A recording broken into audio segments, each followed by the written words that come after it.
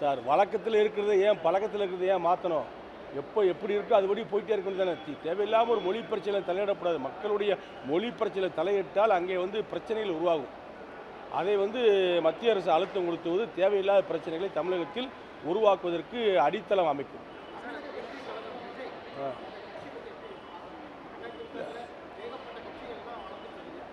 எந்த கட்சி வளர்ந்தாலும் அண்ணா திராவிட முன்னேற்ற கழகத்தையும் திமுகவுக்கும் தனிப்பெரும்பான்மை கிராமப்புறங்கள் இருக்குது.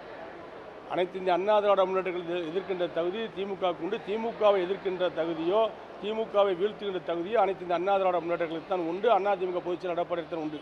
மற்ற கட்சிகள் வரலாம். அதனுடைய வரலாறுகளை, வாழ்க்கை நெறிமுறைகளை, அவருடைய வளர்ச்சிகளை சில தேர்தல்கள் சந்தித்த பின்பு தான் தெரியும்.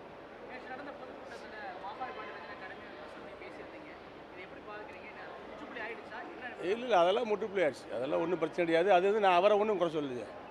அவரை பற்றிலாம் ஒன்றும் சொல்ல. பொதுவான சில பிரச்சனை பேசுங்க. அது முடிஞ்சு போன பிரச்சனை பேசிக்க முடிஞ்சு போச்சு.